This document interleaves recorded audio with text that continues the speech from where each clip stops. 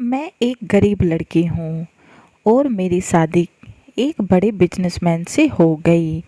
मेरे पति ने मुझे मेरी एक सहेली की शादी में पहली बार देखा और पसंद कर लिया।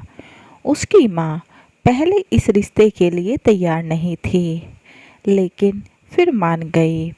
मैं शादी कर ससुराल आ गई तो मेरा पति जब भी मेरे पास आता, मुझे छूने की कोशिश करता तो मैं डर के मारे काँप जाती। मेरे पैरों तले से ज़मीन खिसक जाती, क्योंकि मेरा पति मेरे साथ गाड़ी रुकी और अक्षत एक दुकान में चला गया और वहाँ एक किताब उठा।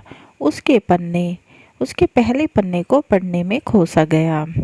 उसे ध्यान ही नहीं रहा। बाहर गाड़ी में कनिका भी बैठी है।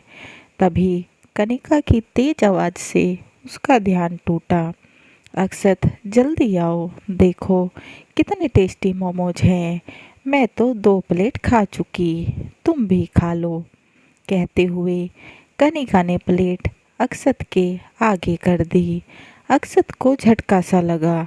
नई नवेली दुल्हन ठेले पर खड़ी है। कनिका को चटनी के चटकारे लेते देख अक्षत का सर घूम गया, क्योंकि वह उसकी इज्जत को कम कर रही थी। वह हल्की कड़क आवाज में बोला, जल्दी घर चलो, यहाँ सब तुम्हें ही देख रहे हैं। वह अपना लहंगा संभालते हुए गाड़ी में बैठ गई। अक्षत मोमोज के जल्दी से पैसे दे आकर गाड़ी में बैठ गया। कनिका भोलेपन से बोले, मोमोज वाले को ज़्यादा पैसे क्यों दिए? लेकिन अक्षत थोड़े गुस्से में था और वह उसे समझाते हुए बोला, देखो कनिका, अब तुम एक रईस और इज्जतदार खानदान की बहू हो। इस तरह ठेले पर खड़े होकर खाना तुम्हें शोभा नहीं देता। कनिका बोली, लेकिन मुझे मोमोज बहुत पसंद हैं। अरे, कितनी धूल मिट्टी आ जाती है उड़कर, और पता नहीं हाथ भी साफ होते हैं या नहीं। इतना सुनकर कनिका थोड़ी उदास हो गई, तो उसे देख अक्षत थोड़ा पिघल गया। वैसे भी नई नवेली दुल्हन के सामने तो लड़के नरम पड़ ही जाते हैं। जब मन हो घर पर ही नौकर से मंगवा लिया करना। कनिका बोलना तो चाहती थी, जो स्वाद ठेले पर वो घर में कहाँ, लेकिन कह नहीं पाई। दरअसल कनिका एक मध्यम वर्गीय परिवार की लड़की थी। उसके परिवार में वैसे तो उसे कोई कमी नहीं थी, लेकिन ऐसा भी नहीं था कि लाखों रुपये यूं ही उड़ा दे। और अक्षत एक रईस बिजनेसमैन परिवार का लड़का था। अक्षत को कनिका एक किसी दोस्त की शादी में पसंद आ गई थी। उसका भोलापन, वह खूबसूरती अक्षत को इतनी लुभा गई थी कि शादी का फैसला कर लिया। शुरू में अक्षत की माँ ने थोड़ी नाराज़गी जताई थी, लेकिन फिर यह सोचकर मान गई थी कि छोटे घर की लड़की है, हाथ के नीचे रहेगी। वैसे भी पिता के गुजर जाने के बाद अक्षत की माँ अपनी पार्टी व क्लब में ही व्यस्त रहती थी कि उनके पास घर गृहस्थी के लिए समय ही नहीं होता था। एक दो बार कनिका की सास अपने साथ उसे क्लब में ले गई, लेकिन उसे वहाँ क्या बोलती कुछ पल्ले नहीं पड़ता, तो सास ने उसे लेकर जाना बंद कर दिया। नौकरों से ज़्यादा बातचीत अक्षत व उसकी माँ को पसंद नहीं थी, तो अपना समय बिताने के लिए कनिका घर में ही कुछ कलाकारी करने लगी। तो उस पर भी अक्षत ने उसे गवार बता दिया कि इस घर में इतने महंगे सामान हैं, इन सब के बीच में ये कलाकारी बिल्कुल गवारू लग रही है। फिर कनिका को अपनी माँ की कही बात याद आ गई। पति के दिल का रास्ता पेट से होकर जाता है तो उसने खुद को अलग अलग प्रकार का खाना बनाने में व्यस्त कर लिया। अब वह रोज कुछ नया बनाती और खाना लगाकर अक्षत का इंतजार करती, लेकिन वह देर रात आता और एक दो निवाले खाकर बिना कुछ बोले ही कमरे में सोने चला जाता।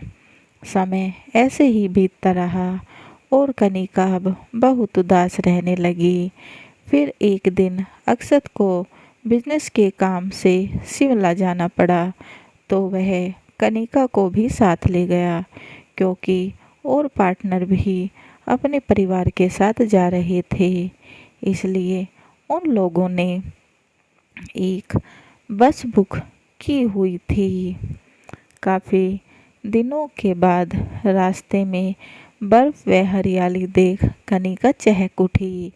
वह अक्षत को बार बार बस रुकवाने के लिए बोलने लगी, मुझे बर्फ को छूना है। हर जगह घूमे हुए अक्षत को यह बचपना लग रहा था और वह अपने दोस्तों से बात करने लगा। फिर एक जगह थोड़ी देर के लिए बस रुकी। सब थोड़ा फ्रेश होकर वह चाय कॉफ़ी पी वापस आ गए, लेकिन कनिका बस में नहीं आई। तो अक्षत उसे देखने गया तो वह बर्फ में बच्चे की तरह खेल रही थी। यह देख अक्षत को गुस्सा आ गया और बस में भी बाकी सब हंसने लगे। फिर पूरे रास्ते कनिका सहमी सी चुपचाप बैठी रही। इस बात पर उसे गहरा सदमा लगा और उस दिन के बाद वह मुस्कुराना भूल गई। अब अक्षत भी उसकी चहक देखने को तरस गया था। फिर एक दिन पता चला कि कनिका गर्भवती है। उसके जीवन में कुछ खुशी आई ही थी कि किस्मत को कुछ और ही मंजूर था। तीसरे महीने में ही उसका मिसकैरेज हो गया। बच्चे को खोने के बाद कनिका जिंदा लाश बन गई थी। अब अक्षत को भी उसकी फिक्र होने लगी थी। उसे अपने बर्ताव पर भी पछतावा हो रहा था। वह अंदर ही अंदर घुट रहा था। वह ऐसा कौन कैसे बन गया। उसने कनिका के बारे में डॉक्टर से भी बात की। डॉक्टर ने भी सलाह दी, एक प्यार व अपनापन ही रास्ता है जिससे वह ठीक हो सकती है। फिर एक दिन एक नौकर अक्षत से आकर बोला, भैया जी, छोटा मुंह फिर भी बोल रहा हूँ, अगर भाभी की गोद में बच्चा आ जाए तो वह पहले की तरह बच्चे के साथ चहक उठेंगी। अक्षत को नौकर की बात सही लगी, लेकिन वह परेशान हो गया कि अब यह कैसे होगा, क्योंकि कनिका तो मेरे पास तक नहीं आती। अगर मैं छूने की कोशिश करूं तो सहम जाती है। मुझे डरी हुई नज़रों से ऐसे देखती है जैसे मैं कोई अनजान मर्द हूँ। जब तक उसके दिल में जगह ना बना लूँ, ज़बरदस्ती नहीं कर सकता। तभी बाहर से तेज आवाज़ के आने से उसका ध्यान टूटा और नौकर ने आकर बताया, पड़ोस वालों की बहू ने जहर खा लिया।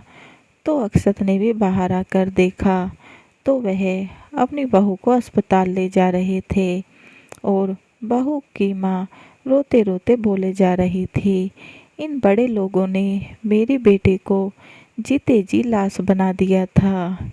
एक पल के लिए अक्षत को उनकी बहू में कनिका का चेहरा दिखा और वह परेशान हो अपनी गाड़ी में बैठकर घर से बाहर निकल गया।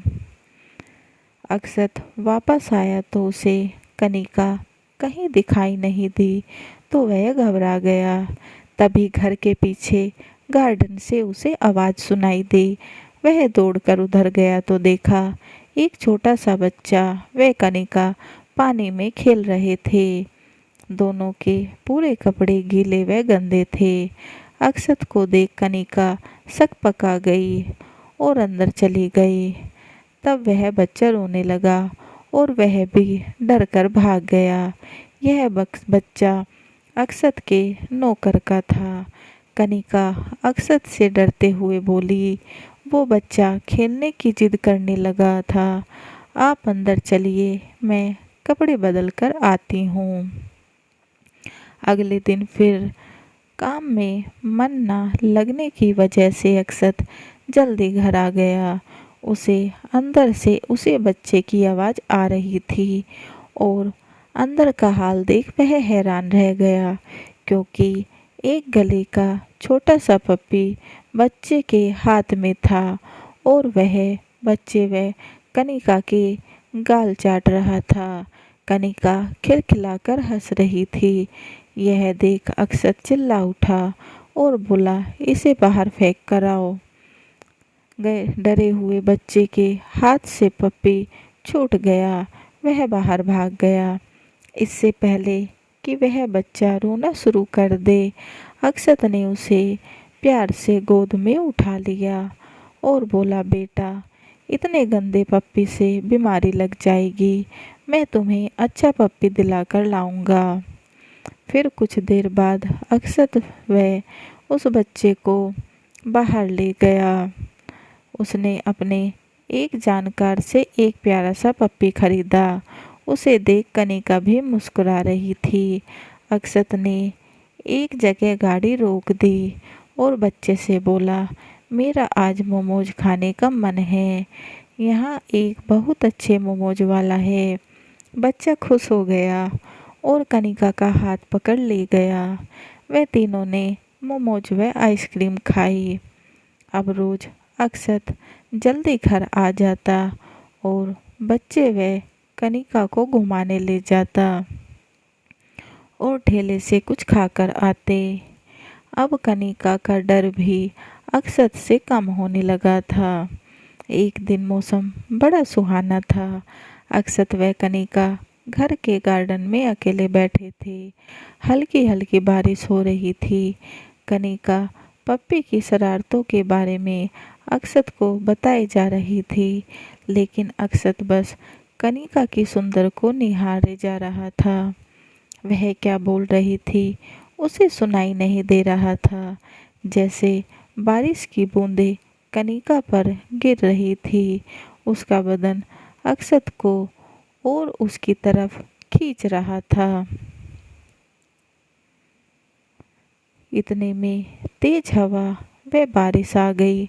कनिका खुद को संभालती कि अक्षत ने उसे संभालते हुए बाहों में ले लिया और गोद में उठा कमरे में ले गया और बिस्तर पर लिटा दिया।